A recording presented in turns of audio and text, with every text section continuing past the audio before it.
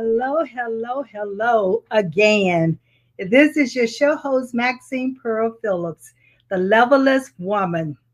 I am the owner and CEO and founder of Levelist Career Development and Consulting.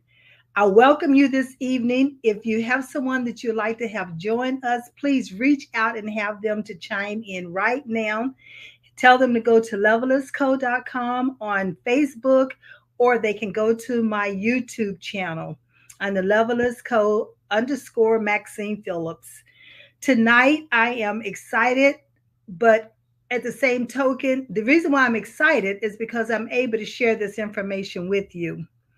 And secondly, I want to share the information so that I can save lives because I thank God that I'm able to be here and my life was spared.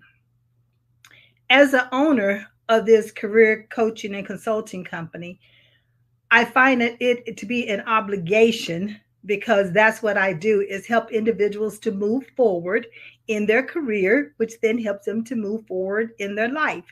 I always use the quote, career is a lifetime, but life is a project. And in that project, you have a beginning date and an end date. And everything in between your birth date and your death date are sub projects. And my project right now is to share this information that nearly caused me my life in March of this year. Now, this just didn't start. A lot of this started back in 2009, but I won't go over all of that with you today because that was talked about last week in the first episode. So I want you to be able to go back, listen to that episode so that you can stay caught up until I finish the series of this near-death experience. So welcome. As I said, this podcast is going to be about, this week is going to be about ingredients in our foods. And it's more than just in our foods, I want you to understand.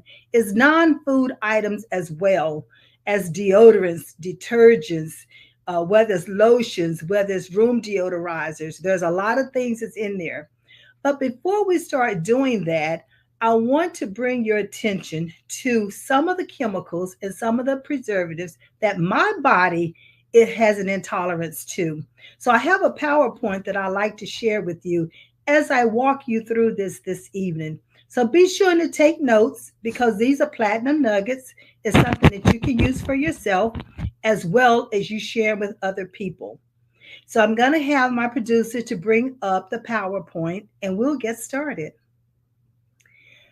I mentioned that I will be sharing 7 preservatives with you this evening. The main preservative that I'm going to talk about is the monosodium glutamate. Now, you see these other preservatives here on the screen, such as sodium nitrate, sodium sulfite, potassium sorbate. A lot of these show up in a lot of the different foods and non-food related items that we ingest daily. I'm not going to go over all of them, but the one that I'm going to concentrate on tonight is going to be the monosodium glutamate. As I move forward in that, let's talk about that for a minute. What is it? It's a preservative. As I mentioned last week, there are about 56 items that's related to the monosodium glutamate. Now, I've listed a few of them here for the reason is because, again, my body cannot tolerate it. And whenever I ingest any of these items or any of these ingredients, my blood pressure goes sky high. I'm talking about 180 over 110. I'm almost in stroke zone. And prior to all of this, that I had this episode in March of this year, many times my blood pressure would even exceed 200 mark. So you know I'm in stroke zone at that point. But what I want to share with you is that when my blood pressure did go up that high, it automatically triggered my heart to go into an irregular heartbeat. Now, I've had these conversations with my doctor before, and they don't necessarily believe me. But remember, I always say, know your body better than your doctor. I'm not saying don't go to the doctor, and I do not profess to be a doctor. I'm not even in the medical field. I'm a career coach. I love helping people excel in life, especially the professionals and our young professionals. But even though the medical professionals could not really determine what my illness was, I was able to do that by journaling my food intake. These are some of the items that definitely, when I ingest, my body totally rejects them and I go into that irregular heartbeat. I had this to happen to me March of this year, and it was so severe that I nearly died. I couldn't breathe. I couldn't walk. I was wheezing. I couldn't talk. I couldn't climb the stairs. I couldn't even walk ten steps in front of, or even take 10 steps, shall I say. I'm saying all of this so that I can save other lives. You too could be going through some of this and don't even realize some of the symptoms. But that's remember I said last week I talked about a lot of those symptoms. But this week I want to hone in on the monosodium glutamate. Now, if you look here, I have the word listed here, but what I don't have listed here is that there are about 56 items that it has. I'm gonna call it MSG. It has MSG in it, but they don't have to list it because if it's not pure, they can list it by another name. And what I want to share with you is here are some of the names that you're going to find in different foods. Take a good look at this list because next I'm going to show you some labels. And it's important that you read the ingredients and the labels so that you can understand exactly what are you ingesting. Now I said there are 56 items that's related to MSG, but they do not have to list them as MSG because it's not pure. Now I didn't know this, and maybe many of you know it, and maybe many of you do not know it. But the most important thing is for you to become familiar with these ingredients. It would take natural flavorings, for instance. It sounds like it's all natural. Maybe we might think natural means from the earth, but that's not necessarily the case. It may have started out natural, but it did not end up natural because it was probably cooked, it was modified, other ingredients were added to it, but they can still call it natural flavorings. But within those natural flavorings, because they have not identified what those ingredients are, MSG is going to be a part of it. Then we have ultra pasteurized. Oh, we know, we always say ultra pasteurized. That's got to be the best. It's not the best. It's not even healthy for us. Now, I'm not saying you don't eat it, you don't drink it. What I'm doing is bringing an awareness. I know my body cannot handle it or tolerate it. So this is just an awareness for you that take heed and just read the labels and read the ingredients. Then we have low and no fat. Oh, how many of us want to have no fat items, to eat, thinking that that's going to be healthy for us? But not only is not healthy for us, but because it's low fat or no fat, we might have the tendency to overeat and eat more of it, thinking it's okay for us. Are we going to be reduce our size, or we can eat more than the necessary serving size, and it's going to be okay? But let me tell you, it's not okay. If you look at the other ones, gelatin. I know many of the capsules that we take are coated in gelatin, and that's sitting in our stomach. So just be aware of that. Then we have high fructose corn syrup or rice syrup. All of that's MSG related because it's been modified, it's been cooked, and it carries those modifications to it. Then we have seasonings. If the seasonings, if they're listed on the label, then you would know what seasonings are being used. If it's not listed on the label, then you don't know what seasons are being used. So therefore, you do not know what chemicals, what salts, what sodiums, or even if like I said, MSG is more than likely in it because it's a hidden word. The other thing is spices. Oh, this is the one that has havoc on my body, and I totally have to stay away from it as well. Because again, they don't list the type of spices or the name of the spices. And I'm going to show you some items. In that way, I want you to pick out some of these words in the ingredients, in the labels, and let's see how well you're retaining some of this. Now, I know we talk about citric acid, and this citric acid can be okay if it's from the citric fruit, but it harms us when it's from a corn product. And then we want to look for ascorbic acid, which is the vitamin C. And now we have hydride, uh, plant or vegetable. It's not going to make a difference. It's still not as healthy for us. And then there are modified cornstarch that we see in a lot of the ingredients. But what about soy sauce? I love Chinese food, but I can no longer have Chinese food unless I ask for it with no soy sauce. And so I don't take a chance. I just do without. That's just a dish that I can no longer have. And that's some of the things that we have to decide on. Once you know that your body cannot tolerate something, then you have to make a conscious decision not to have it. I know it's hard. I know it's hard. I know it's hard. I know it's hard because I'm the one who made the nachos. I knew what was going in it. I tasted it, but my body still couldn't tolerate it after 10 years. So don't even take a chance. And then we have enriched. Enrich is another one of those things is not as good for us. So what I want to do is pause right now. Type in the comments if there's any of these that you know your body is already rejecting.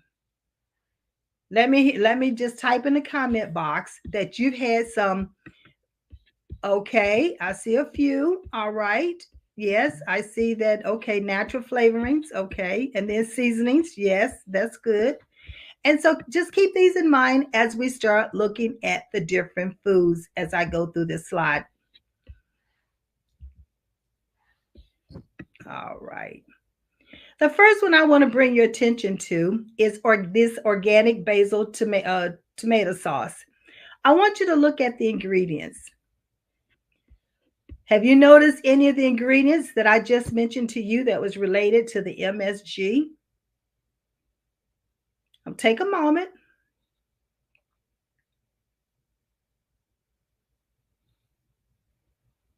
I don't see high fructose corn syrup in here anywhere. I don't see natural flavorings. The spices, look what they have listed as the spices. Organic basil, organic chopped onions, organic garlic powder. They're actually telling you which spices that's being used opposed to using the word spices.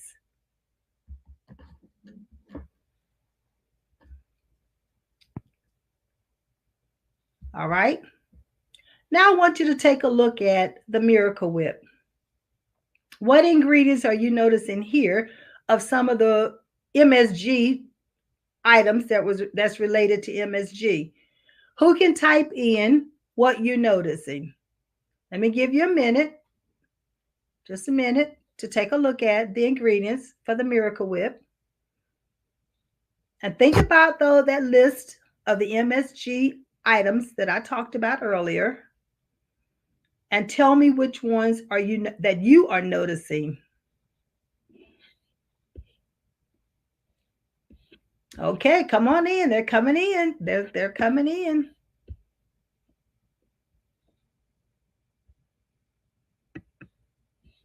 Okay, I see someone put in the high fructose corn syrup. That is correct.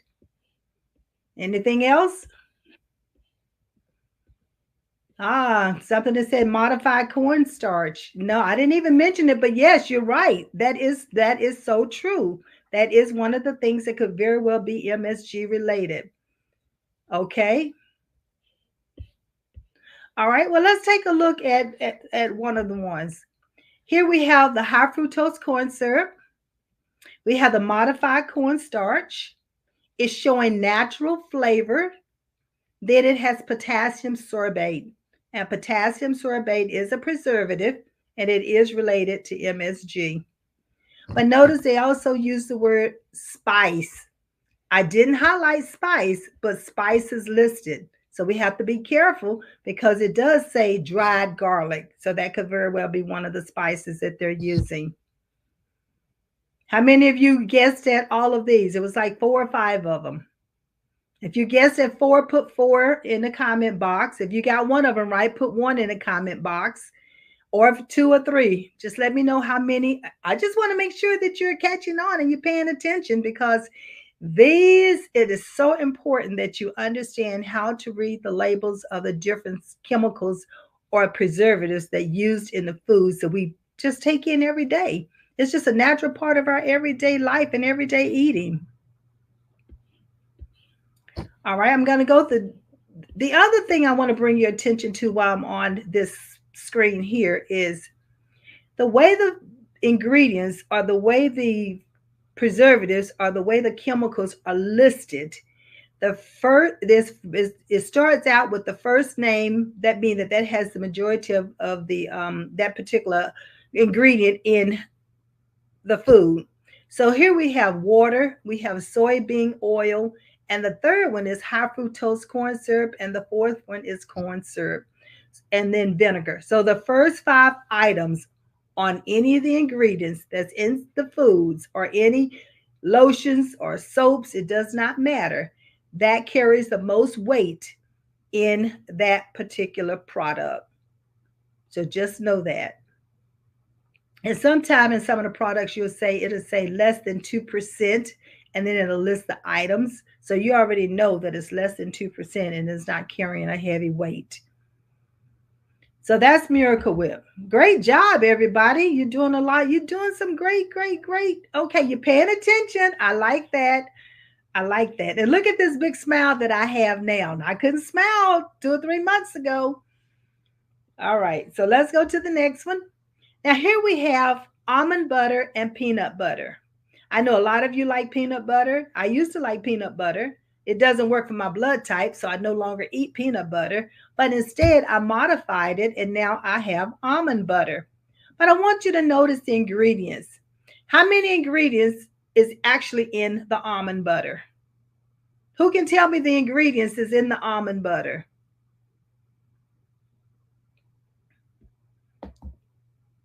Okay, I see it. I know you got it. It says what? Raw almonds. That's right. Raw almonds is in the almond butter. I'm just trying to make sure that everything is online and everything is working. Let me just double check. Let me just double check. Okay, we're good. We're on. Everybody's on. Okay. Now, make sure you reach out to someone that needs to hear this information. And if they're not able to listen in, be sure to share this information and have them to go back and watch this podcast. Because again, the whole objective of me doing this presentation and a part of the podcast is to save a life. It's so that no one would have to encounter this near-death experience that I encountered with my body rejecting the different preservatives and chemicals and nearly causing me to die. All right, now the next question is, what ingredients are actually in the natural peanut butter? Notice it's saying natural. It's saying natural. So tell me what ingredients are in the natural peanut butter. Okay, that's right. It's listed here. Fresh roasted peanuts and a dash of salt. The only thing they're not telling us here is what type of salt that they used. We're unsure.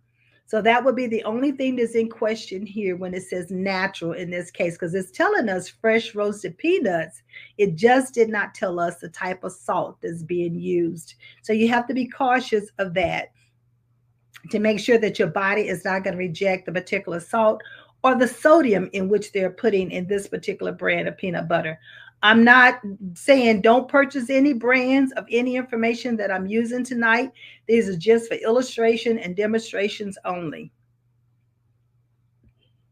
So let's see. Okay, yeah, okay, I see. Yeah, I'm not trying to trick you, but yeah, you got it. You got it right. Okay, so what about the ketchup? Look at the ketchup. And I have 2 types of ketchup here. I have the Heinz regular, and then I have the Aldi's organic. Look at both of them and compare. Let's do a comparison right here. So as you can see with the Heinz, the regular, it has concentrated from red ripe tomatoes, which is good. Then we have distilled vinegar, still good. But next, within the 5 ingredients that carries a heavy weight, the heaviest weight, we have high fructose corn syrup, and then we have corn syrup, we have salt, and we have a spice. And look at the end, it says what? Natural flavoring. Natural flavoring. All right. So, yes, that is correct. Natural flavorings are one of those items that I just talked about that's in the MSG family that they did not have to tell us it was MSG because it was not pure. And then the high fructose corn syrup was another one. And then the spice is the same thing. But I want you to notice the difference when you look at the organic brand. The organic brand is telling you what? It's organic tomatoes, even though it's concentrated, but it's still organic tomatoes. Then they have water. They have organic tomato paste. They have organic sugar. They have organic distilled vinegar. If you notice, everything is saying organic, not only organic distilled vinegar, but I also talk about salt. There is that word, less than 2%. The less than 2%. Now they go on to tell you what's less than 2%. And they also mentioning that is organic onion powder and organic spices. Now they use the word spices, but they're letting you know that it's organic spices and they're not just spices that may have been modified. Although we don't know all of the spices except for the few that they did list and under that up to 5 that we talked about that carries the most weight when you're looking at how the ingredients in a particular food. So these are just ketchups. But I want you to, if you can, grab something that's already in your kitchen, that's in your cabinet or in your cabinet, or that's right there on your countertop, and take a look at those ingredients. And perhaps you've looked at them for the first time. Because I know sometimes we have the different spices that's in our spice rack. But if we turn around the back of it and look at the ingredients, you might see that it might say thyme, but it could have a salt associated with it. It might say oregano, but it could have something else mixed in it. And we have never even looked at it. I know I didn't used to until my body came to the point that it became intolerant to a lot of the different ingredients. So I had and forced myself to start reading labels. Now, this is something that I must do every single day. Every time I purchase something, every time I'm cooking, whenever I get ready to eat, I have to literally go through my checklist in my mind what the ingredients are that I am about to ingest to see to make sure that I do not have another one of those reactions because my heart literally almost stopped. As simple as that, because it was just beating too fast and it couldn't keep up with the blood flow because my blood pressure was entirely too high. It's not worth the risk. And I know a lot of individuals say, oh, it's I only cooked a little bit of this, I'll put a little bit of that in it. But I cannot even take that chance. And many times I just carry my food with me. I'm talking about MSG. I'm talking about the 56 there's over 56 items that's related to MSG. There's no way that I can go over all 56 of them, but I do have a white paper that I've written. I'd be willing to share it. And so I think that if you just read the ingredients and read the labels each time, you will start becoming familiar with what your body can accept and what your body cannot accept. And the other thing about when you eat good, it makes you feel good. And so if you're working in a career, your life is good, you're enjoying your family, you're able to do things. But if you're not feeling well, because and you don't even realize it's something that you've eaten, because you might not get a headache to 2 or 3 days later. You might not have a reaction to 72 hours later. I'm at the point that my body is zero tolerance, so I have a reaction within 15 minutes. And many times, as soon as I eat it, my body starts reacting. So I'll know that is something that my body is going to reject and it's going to cause me a major medical problem. So for that reason, I have to steer away from it. And so I highlighted what those ingredients were when it came to the ketchup versus organic versus regular ketchup. And it's up to you what you decide that you want to purchase. There's nothing wrong with it. I'm just bringing it as an awareness. And it's my obligation to do that, especially as a life and career coach. And I believe in helping individuals to move forward in life and do the great things that I know that they have been created to do. The next thing I want to talk about is here's a syrup. I want you to pick out the ingredients that I mentioned when it comes to MSG. Can you pick those out? Let's just take a moment. I'm gonna pause and allow you time to pick them out, to write them down, and to type them into the comment box. So let me see. Ready, set, go. Let's see. Okay, I see them coming in. I see it coming in.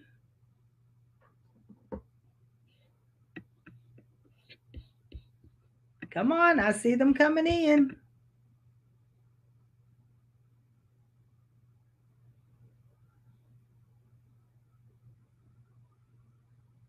Okay, I see them coming in. Keep it up, keep it going, keep it going. Good job, good job. All right. So here are the actual items. How many of you got them? How many of them did you get out of the 6 or 7 that's listed here? Let's go over them. High fructose corn syrup and water and syrup.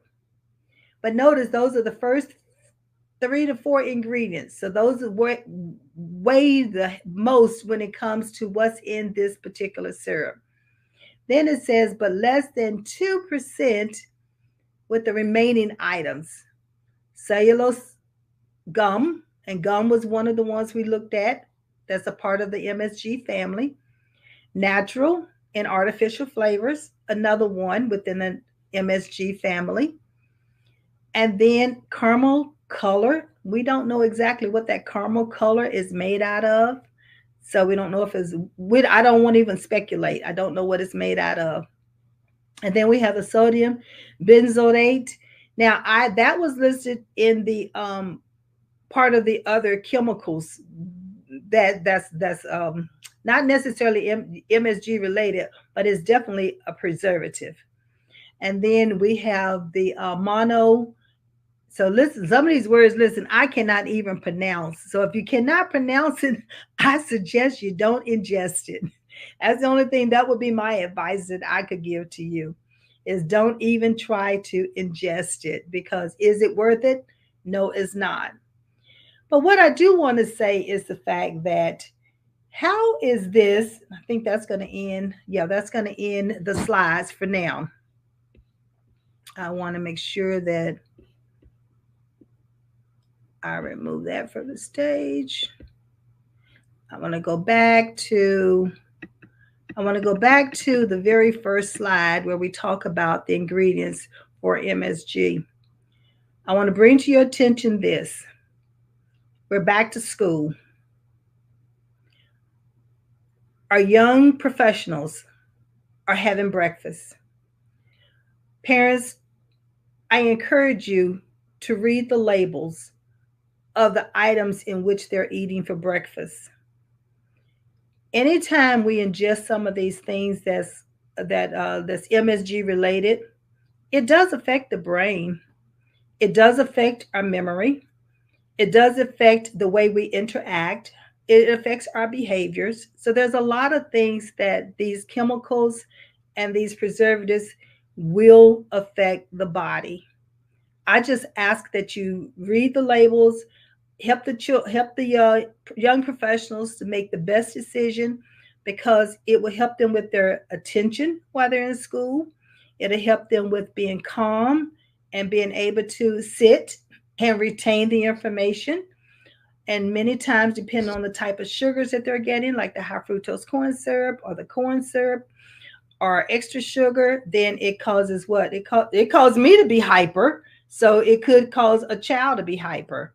So these are just some of the things to keep in mind with our young professionals going back to school. And even if they were not going back to school, it's just still something to keep in mind. One of the things about what we intake will affect our mood. How are we going to respond to things? Are we going to be irritable or not? Are we going to be calm about it? And it's not just our young professionals, but it could be us as adults. And the way that we can help ourselves is to read the ingredients and the labels. I'm trying to see if there are any other comments that's coming in. Okay. As I indicated, a lot of individuals like Chinese food, and but when I could eat Chinese food and I started feeling it, I would have a headache afterwards. When I did order it the next time around, I would ask for no soy sauce. So that's a possibility. And I do know the soy sauce comes in these little packets, and many times we'll put that over some of the food that we just have every day in our that we're cooking for ourselves. It's just something to become aware of, basically, is what I'm saying. Are there any questions? Anyone has gone through any of this? I'm just looking to see if I have any additional. Okay. All right. Cooking for ourselves. Excellent. I see some people are going to the cabinets and they're saying that they're reading the labels and they're taking a look at what they have and what they could be doing differently. So that's excellent. Excellent. Are there any other questions? Okay. Well, when it comes to the modified food starch, that can be put in a lot of different medicines. It can be put in sauces. It can be used for different things. What I will tell you is that when you start putting it into the different foods, you can find it in breads, you can find it in margarines, a lot of these gelatins and high fructose corn syrup. You're going to find it in cereals. Again, you can find it in breads. You can find it in candy. I'm not going to name the different type of candies that you can find it in, because if you look at the label, then the ingredients, you'll be able to read those. But I will let you know is that a lot of these ingredients, not only does it, you have allergies to them, but it also can trigger off asthma. I know I have a young lady who's going to be coming on next week and is going to be talking about her asthma, and of course how peanuts and that allergy triggers her off, and some of the other ingredients that she eats triggers her allergies off. And how is she coping with it, and how is she modifying her diet in order for it to work for her. Now, there's also things called sulfates and sulfites that we can talk about later on.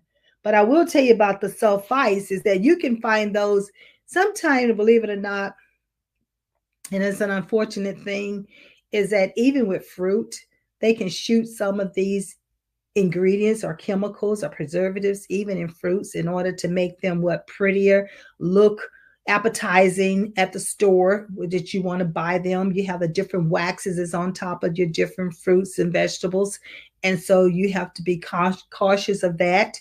I would say, again, I mentioned last week, always wash your fruit and vegetables, no matter where you got them from and who you purchased them from. There's a thing called nitrates and nitrites, which are found in meats. And you can purchase meats without it because it'll say no nitrate, no nitrites. So it's something like that you want to be looking for. When you purchase organic foods, I want you to look to see what are the ingredients in that organic food. Is it saying organic natural flavorings, or is it just saying natural flavorings? If it's saying natural flavorings, that means it's going to be MSG related. If it's organic natural flavorings, that means that it has not been modified. because we know organic mean that they had to go through a rigorous process in order for them to get the organic label on it. So these are just, again, some things that I have to bring to your attention. Now, I will tell you, I was never a wine connoisseur, but I did like a little wine every now and then. But whenever I drank the wine, I would get this real bad headache immediately, and I couldn't understand why. Well, after I started keeping my food diary, I found out that I'm allergic, no tolerance level for sulfites. And what do we find in wines? Sulfites. That's right. So it could be that when you feel like you're getting this headache from something you've ingested, take a look at the ingredients. Always look at the ingredients. Okay, Reverend Hollins, I see he said, thank you for sharing this information. I trust it has been beneficial. I trust that I've helped you to be able to turn that jar around, turn that package around, and see what the actual ingredients are that you're about to ingest. One of the things that I had to learn after I found out the intolerance that I have with these chemicals and with these preservatives, how do I shop in the stores? What's the best way when you go into a grocery store to shop? What I learned is on the what they call peripheral edge of that. That's where your healthier items are going to be. That's where your fruits and your vegetables, that's where your meats, your milks, your produce, your eggs, all of that is on the exterior. The interior is where you find your packaged products. Those packaged products is where you have to look, not every, but I would say, let me back up. The packaged products, you definitely want to make sure you look at the ingredients. The perimeter of the store, you still want to be very conscious of the ingredients because, like I said, the fruits and vegetables could very well have a wax coating on it that you need to get rid of. And then you have your regular vegetables and you have your organic vegetables. I'm going to choose the organic each time. And I know we talk about how expensive organic can be. But what I will tell you, until I had this episode, this near death episode, for these last 10 years, after understanding that I had this intolerance to preservatives and I steered away from them, I barely met my copay for my insurance every year. Every year for the last 10 years. Now, I guarantee you, I will be exceeding the copay this year because I've had to have so many tests. I've had to go to the doctor so many times. I've had to undergo have a lot of different procedures. I've had to have medication revamped. I'm taking more medication in order to get the body back in alignment. So preservatives have a havoc on our system, and it causes so many illnesses. MSG, I have an entire page of all the illnesses that MSG is related that causes. Diabetes is one of them. Lupus was one of them. It can even cause cancer. So there's so many different things that happens. I know last week someone asked me about what information would I say about cancer when it comes to preservatives. We already know that if a body is not alkaline, then cancer loves us. It loves to dwell in a body that's not alkaline, but it's very difficult for cancer to survive in an alkaline body. So it's best for us to try to keep our body alkaline. I'm not a doctor. I can't tell you how to keep your body alkaline. I will tell you some of the things that I try to do to help me, but I would say ask your doctor, ask a nutritionist, and make sure that you're following protocol because many of us, we're on different medications and we have to make sure that we can take some of the things. If I suggest to you, always check with your doctor first and let them know that you're getting ready to try something different and something new to make sure it's in agreement with your body and it's in agreement with your medication. Thoughts about alkaline water. I think alkaline water is good, but anything in excessive is not healthy for the body. So you have to do things in moderation because you must keep the body at a pH balance. And so if you drink alkaline water and you're not taking in any other things, that means that your body could be over alkaline and now it's out of whack. Your pH balance is off. So just read and just talk to your doctor, talk to your nutritionist about how much alkaline water should your body, because it tells us to drink at least half our body weight in water. And what does that look like for you? It's going to depend on how much you weigh. And then if you run that by your doctor and see, is this going to be okay? And maybe they can do a pH balance, pH balance test on you to make sure that your body is within a balance, because it's important that you keep your body balanced when it comes to your nutrition, your health, your vitamins, your enzymes, all of that must be within a balance. And you must keep plenty of water in your body, because even if dehydrated, it can still affect your heart. It can affect every organ in your body. And you want to keep the blood, the blood is supposed to be thin. It's not supposed to be thick. So when you don't drink enough water, the blood becomes very thick. And when you start eating too many carbs and your blood sugars go up super high, the blood thickens. And the last thing you want to do is have the blood thick like syrup. You don't want that. That way we're gonna be in trouble. And anytime your blood glucose goes up to over 200, you definitely want to get that down. You definitely want to make sure you're talking to a doctor and see what needs to be done.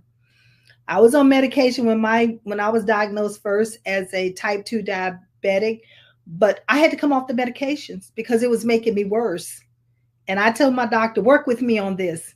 Give me a chance to get my body adjusted. I would do it through my eating and through exercises first. If I cannot manage it that way, then I'll be willing to take your medication. It took me about 6 months, but I finally got my body where I was at a 11.0, I think, my A1C. I started coming down to a 9, to an 8, to a 7, and I range somewhere between a 6.4 and a 6.7 right now. I've never hit the 6.0 mark. I've never hit the 5.4 mark, but I'm under the 6.4, which is pre-diabetic. And so if it ranged between a 6.4 to a 6.8, and I've been maintaining that for the last 10 years, I think that's pretty good, don't you think? Would you say? Yeah, okay, I'm in agreement with you. Yes.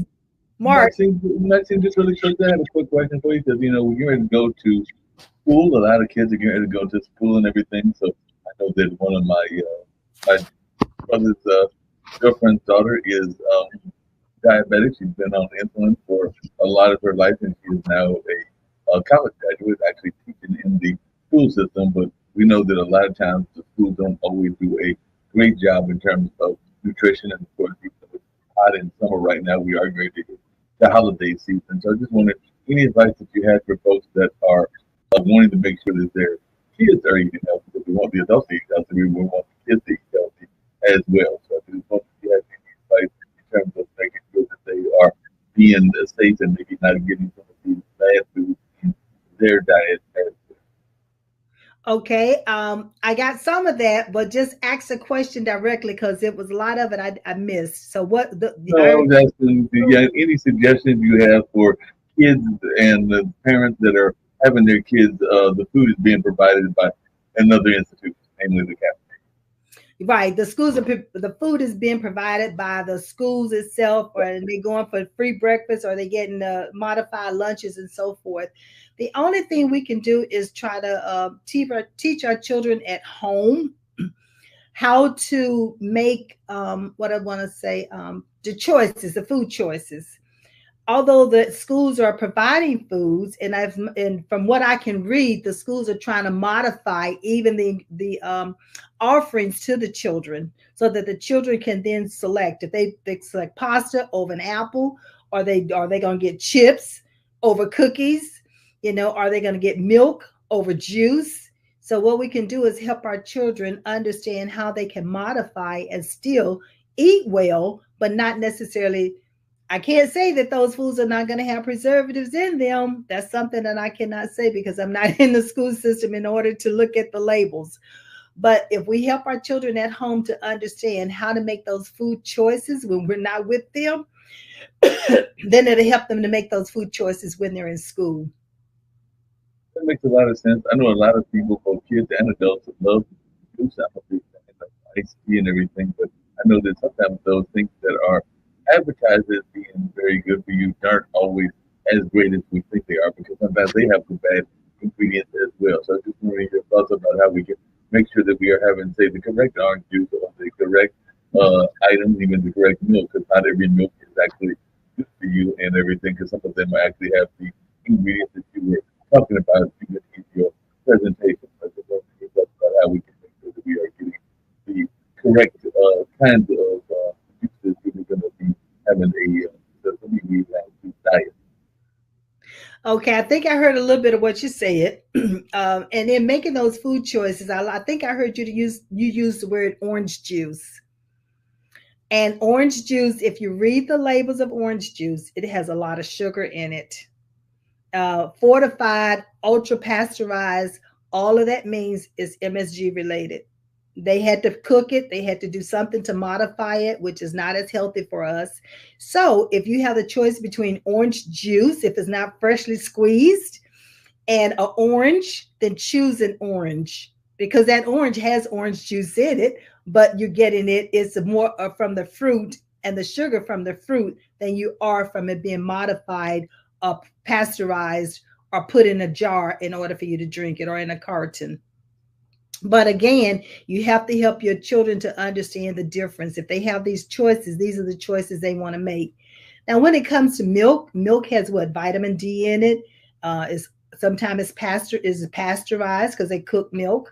One of the things that I would say is we have to be careful about low fat milk or something like that because if it came from the actual animal, that means it didn't come out with low fat, which means they had to modify it in order to extract the fat out of it. And so that low fat you have to be careful about, or skim you have to be careful about, because how did it become skim milk? That meaning they had to modify it. So that's just something to be aware of.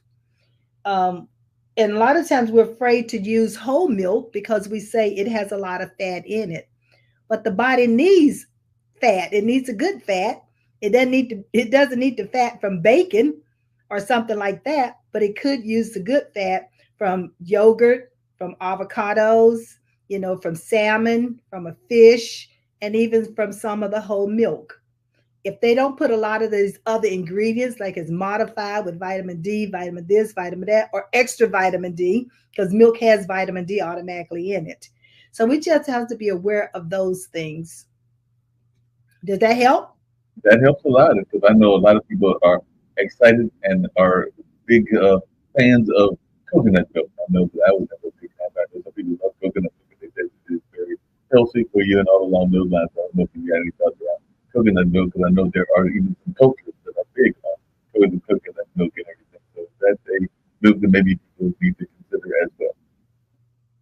Yeah, I heard you say coconut milk. Now coconut milk, and they say coconut water, but it's the juice from the coconut. Put it like that. I know they call it almond milk. They have a lot of these different names that use the word milk.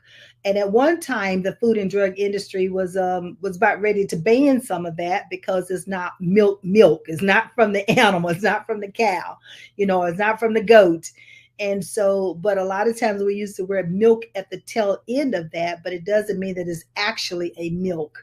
We have oat milk, almond milk, you have all those different milks. But again, read the label, look at the ingredients to see what's in that particular item that you're about to use, because we use it for cereal, we use it for coffee, we use it for tea, sometimes we use it to cook with. So you have to just look at the ingredients. That's the only thing I can keep on encourage you is to look at the ingredients, read your labels, and know what you're about to ingest and know how much of it you're about to ingest. So, at one point in time, we'll talk about food servings and stuff like that. But right now, my focal point is on reading the ingredients, reading the labels, because if it had havoc on my body, caused me to almost die and lose my life, it very well could happen to someone else And we definitely, with our children, in the growth stage, we don't want to stunt their growth because some of these chemicals can stunt their growth. It can affect their hormones. Yeah, that makes a lot of sense. I know it can impact people's growth, and like I said, my uh, brother's girlfriend is that early onset of diabetes, so she lived with it almost all her life and all along the time. I think she had it when she was a young lady. Of course, she's now a young adult in her 20s and everything.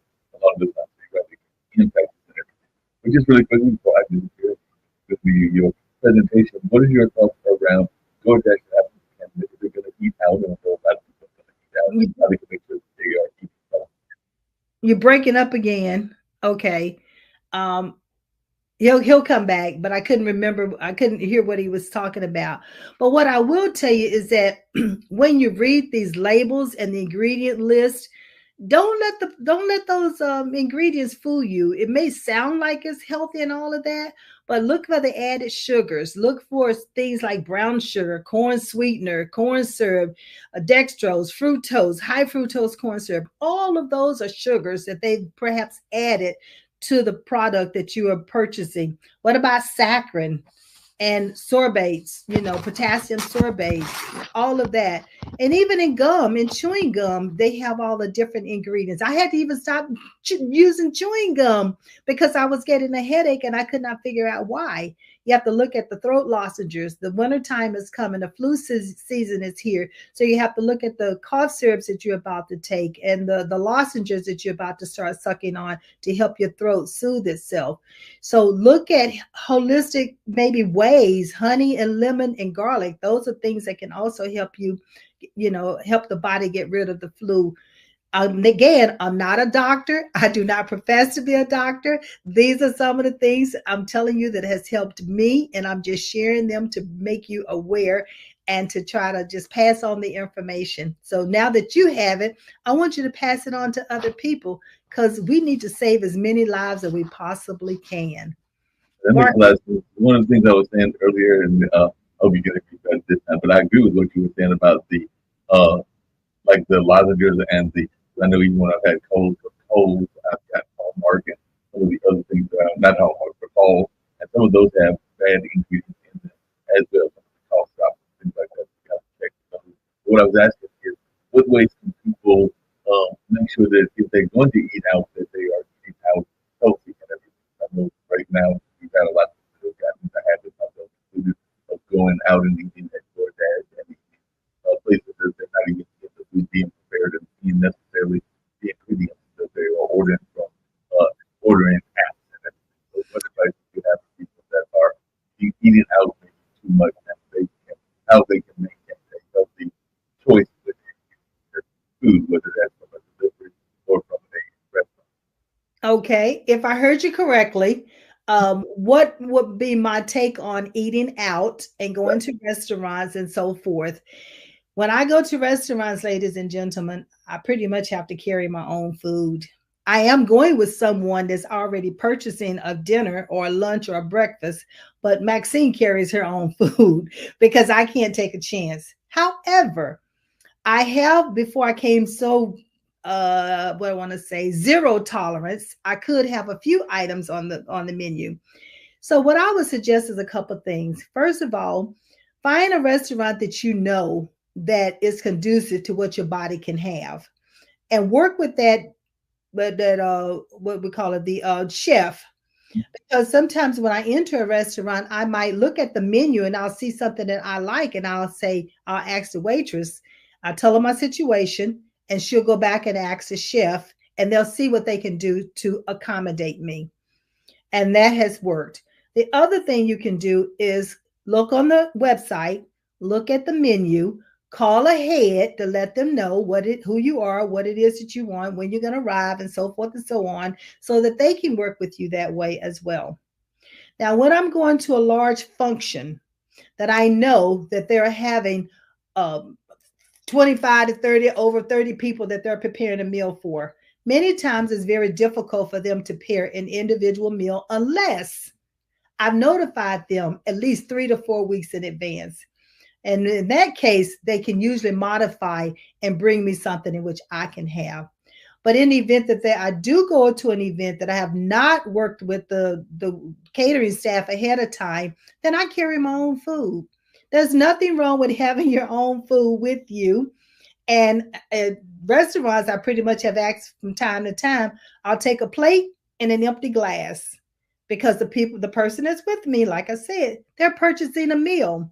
And when I explain to the waiter or waitress, they understand. And so therefore, I don't have any problems. Listen, they will work with you if you just let them know what you're up against. Just really quickly, I was scrolling across the bottom because I know you have this very big event that is going to be coming on. So I didn't know if you wanted to mention that. You have that scrolling across the bottom of the boot camp. So I thought you were winding down. So I just wanted to know about the boot camp, because we have that. Mention that as well. Yes, yeah, I do. I was trying to figure out, Mark, how to remove the PowerPoint so I wouldn't be looking at that. There we go. Thank you. So yes, what I like to do is that there are times that, I say career is a lifetime, but life is a project. And there are times when you're trying to figure out, what do I need to be doing with my career? How do I need to be moving forward in my career? Because like I said, we help professionals transition to new careers, and they could be young professionals as well.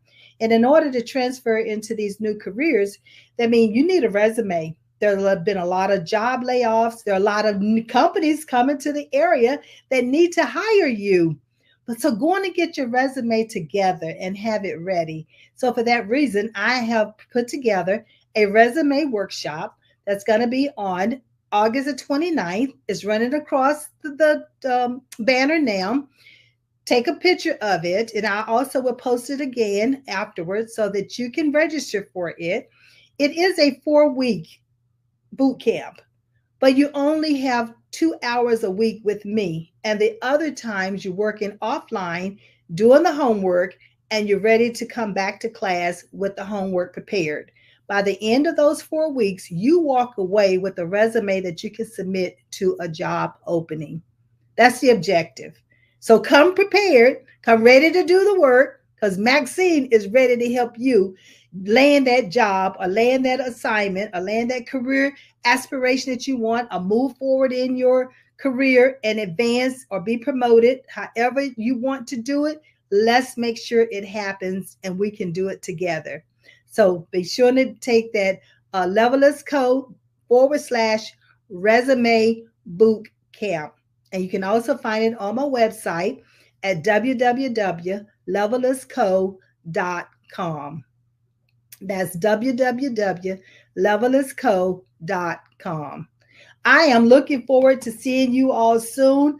I trust that you have enjoyed the information that I've shared with you this evening. I trust if you've written a lot of this information down, and if not, you can always come back and take a look at the video. But please, don't keep the information to yourself. Share it with others. I have a quote that says, "We are a masterpiece, uniquely created for a purpose and giving natural abilities to reach our destiny." I want individuals to reach that destiny, and you can help me. So as I close this evening, I thank you for your time and your attention, and reach out to me and let me know how this has helped. And be sure, thank you, Pastor Hollins. It's a blessing to be here. It is a blessing to be able to share this information with you.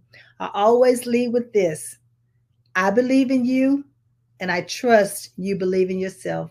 Have a great evening.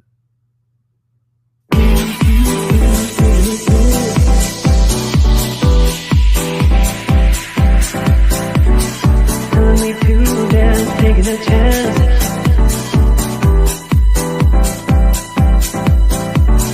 Telling me to dance, taking a chance.